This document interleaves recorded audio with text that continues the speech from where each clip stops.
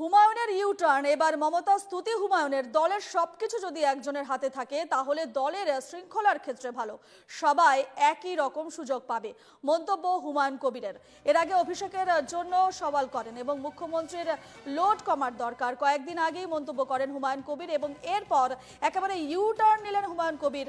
এবার মমতা স্তুতি হুমায়ুনের দলের সবকিছু যদি একজনের হাতে থাকে তাহলে দলের শৃঙ্খলার ক্ষেত্রে ভালো, এমনটাই মন্তব্য হুমায়ুন কবিরের।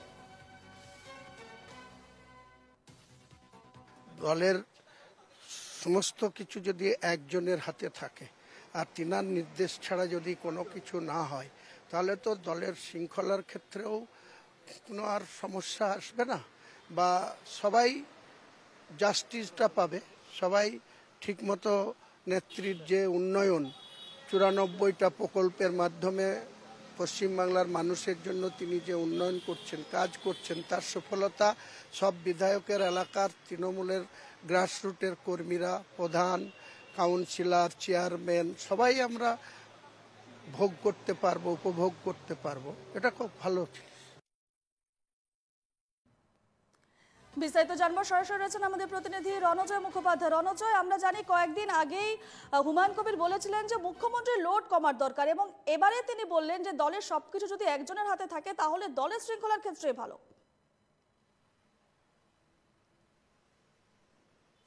দেখো, আজকে এনকেটিভি বাংলাকে এক্সক্লুসিভলি হুমায়ুন কবির, ভরতপুরের তৃণমূল কংগ্রেসের বিধায়ক, বিতর্কিত বিধায়ক, যিনি বিভিন্ন সময় বিভিন্ন রকম মন্তব্য করেছেন এবং অভিষেক বন্দ্যোপাধ্যায়কে ডেপুটি চিফ মিনিস্টার করা হোক, মমতা বন্দ্যোপাধ্যায় যেরকম মুখ্যমন্ত্রী রয়েছেন তার হাতে অনেক দায়িত্ব রয়েছে, অনেক কাজ, অনেক দিকে তাকে নজর দিতে হয় এবং সেই জন্য তার ভার কিছুটা লাঘব করবার জন্য অভিষেক বন্দ্যোপাধ্যায়কে যদি প্রশাসনে নিয়ে আসা হয়, ডেপুটি চিফ মিনিস্টার করা হয়, পুলিশের দায়িত্ব যদি অভিষেক বন্দ্যোপাধ্যায়কে দেওয়া হয় তাহলে কিন্তু আমাদের রাজ্যের ভালো হবে এবং প্রশাসনে অনেক গতি আসবে বলে হুমায়ুন কবির জানিয়েছেন।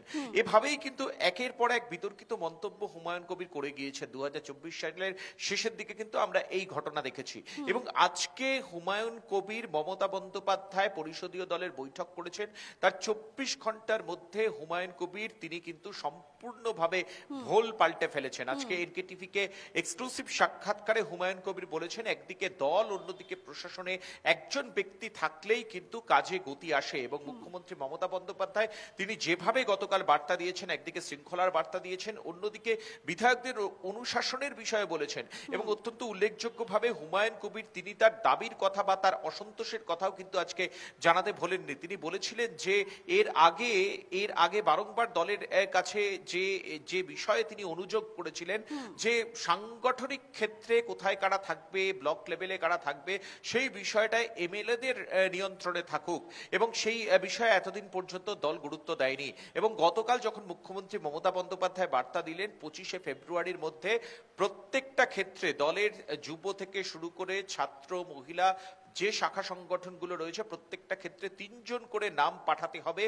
বিধায়ককে এবং জেলা সভাপতি, তারা একসঙ্গে কোঅর্ডিনেট করে অরূপ বিশ্বাসের কাছে নাম পাঠাবেন এবং এই মমতা বন্দ্যোপাধ্যায়ের মন্তব্যে যারপরনাই খুশি ভরতপুরের বিতর্কিত তৃণমূল কংগ্রেসের বিধায়ক হুমায়ুন কবির এবং তিনি সরাসরিভাবে সে কথা তিনি স্বীকার করেছেন এবং তিনি বলেছেন এটাই তো হওয়া প্রয়োজন, এটাই তো হওয়া উচিত। বিধায়কদের যাতে কাজের সুযোগটা বাড়ে এবং বিধায়করা যাতে তাদের কনস্টিটিউয়েন্সিতে ঠিকঠাক ভাবে কাজ করতে পারে এবং সর্বোপরি বিধায়কদের নিয়ন্ত্রণে যাতে কনস্টিটিউয়েন্সি থাকে এবং সেই জায়গা থেকে কিন্তু এগুলো ভীষণভাবে জরুরি ছিল এবং যে কথা গতকাল মমতা বন্দ্যোপাধ্যায় বলেছেন এবং সেই জায়গা থেকে মুখ্যমন্ত্রী মমতা বন্দ্যোপাধ্যায় যে চালিকা শক্তি, মুখ্যমন্ত্রী মমতা বন্দ্যোপাধ্যায় যে তৃণমূল কংগ্রেসের নিয়ন্ত্রক হিসেবে একদিকে প্রশাসন, অন্যদিকে দলে তিনি ক্রমশ সেই জায়গায় চলে আসছেন এবং বার্তা দেওয়া হচ্ছে তৃণমূল কংগ্রেসের তরফ থেকে, সেই বিষয়টিকে কিন্তু মনে প্রাণে এবং শরীরে স্বীকার করেছেন আজকে হুমায়ুন কবির, যেটা কিন্তু ভীষণভাবে তাৎপর্যপূর্ণ বাংলার রাজনীতিতে। যে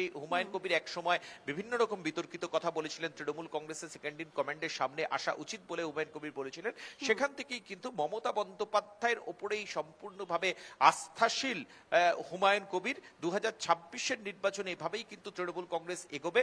হুমায়ুন কবির সশরীরে কিন্তু এই কথাটা মনে প্রাণে বিশ্বাস করেন এবং এই কথাটাই তিনি আজকে আমাদেরকে জানিয়েছেন। বেশ রণজয়, তুমি সঙ্গে থাকো। এবারে আমরা শোনাবো যে কয়েকদিন আগে অভিষেক প্রসঙ্গে সওয়াল করেন হুমায়ুন, ঠিক কি বলেছিলেন তিনি, শোনাবো। আমি মুখ্যমন্ত্রীর কাছে আবেদন করব যে যত তাড়াতাড়ি সম্ভব, যত দ্রুত সম্ভব ওনার একটু লোড কমার দরকার। উনি তিনবারের মুখ্যমন্ত্রী, প্রায় 14 বছরের পা দেবেন আর কয়েকদিনের মধ্যে। 3বারের মুখ্যমন্ত্রী, এখনও তিনি আমাদের মুখ্যমন্ত্রী হিসাবে থাকুন, কিন্তু অভিষেক বন্দ্যোপাধ্যায়ের অভিষেক হওয়া এখনই দরকার। আমাদের প্রতিনিধি রণজয় মুখোপাধ্যায়, রণজয়কে আপাতত ধন্যবাদ জানাচ্ছি।